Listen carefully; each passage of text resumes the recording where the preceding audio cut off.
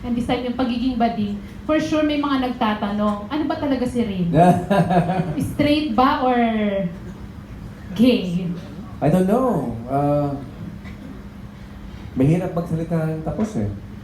All I know is I appreciate everyone. I appreciate people, human beings. I appreciate feelings. I appreciate love. Matagal ko nang tinatanong yan eh, being an artist. Kasi I'm very close to a lot of gay people who are actually my best friends. I'm very close to men, macho alike, intellectuals. I'm very close to a lot of people, girls, platonic, it could be in a relationship, it doesn't really matter.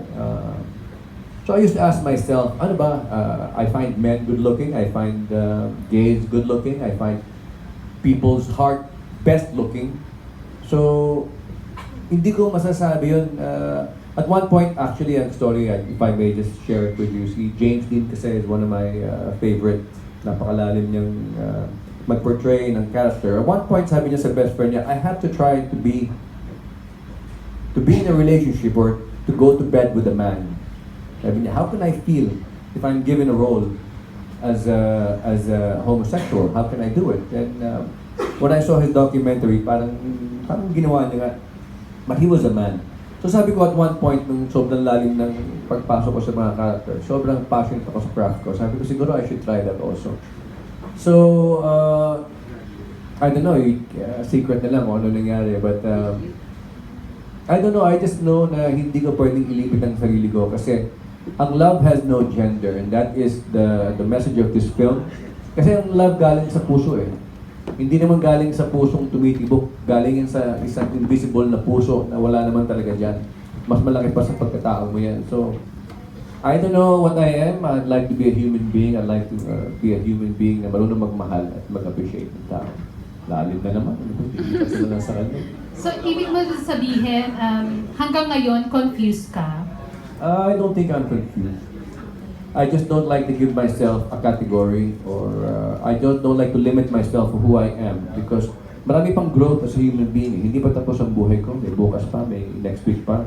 So I don't know what I'll discover. Life is for me is a discovery. It's a journey.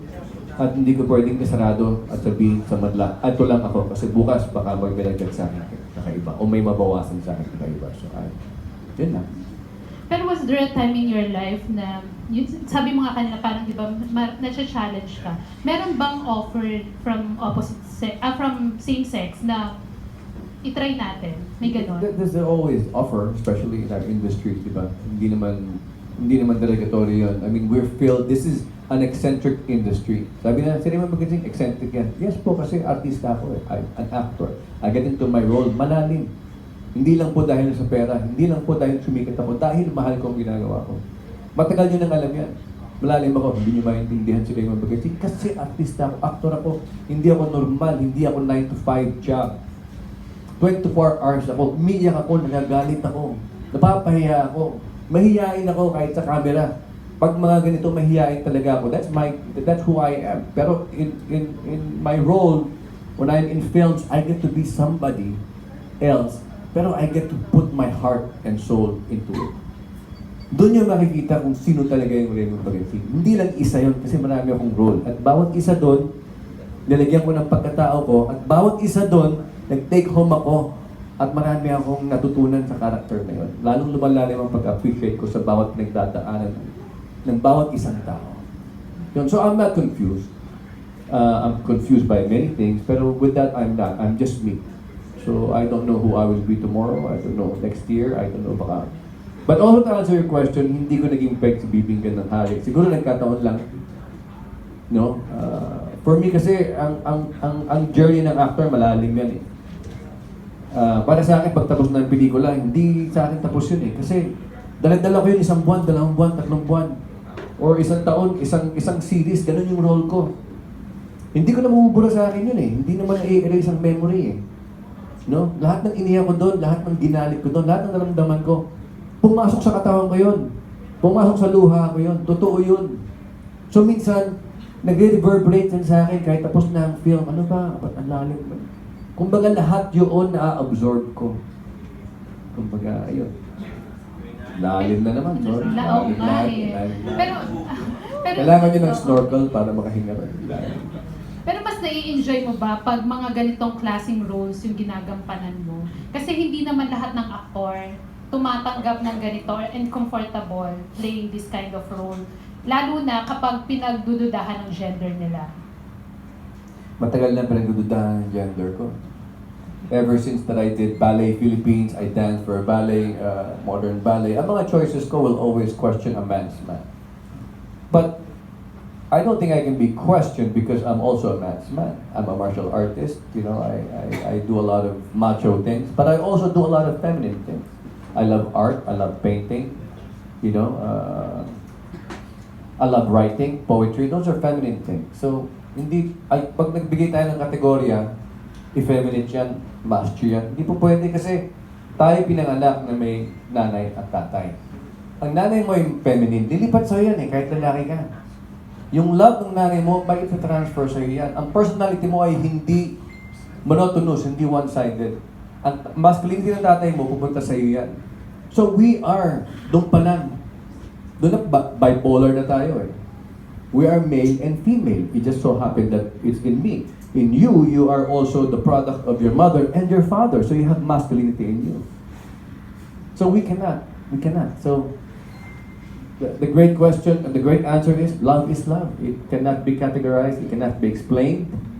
No matter how you intellectualize it, no matter how you find a formula na hindi tayo masaktan sa buhay, that's part of our journey. Love is love. We just have to welcome that. Pero nag-enjoy ka nga sa role. Dito? Oh, sobra. Sobra. Ang hirap. Actually, mahirap kasi nga, sabi nga lang, hindi na ako makausap. I'm really in character. Malalim kasi si Greta eh. For me, siya yung heart ng buong movie. Kasi siya yung, with Jay Manalo as Calvin, sila yung nag-a-advise sa marami.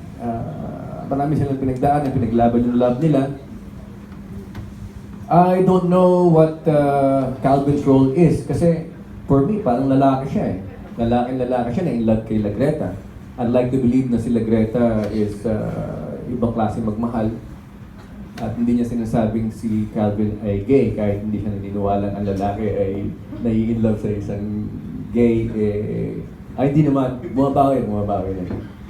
So, I enjoyed this film, yes. At nag-heels ka raw. Oh yes, actually na-enjoy ko yung heels ko.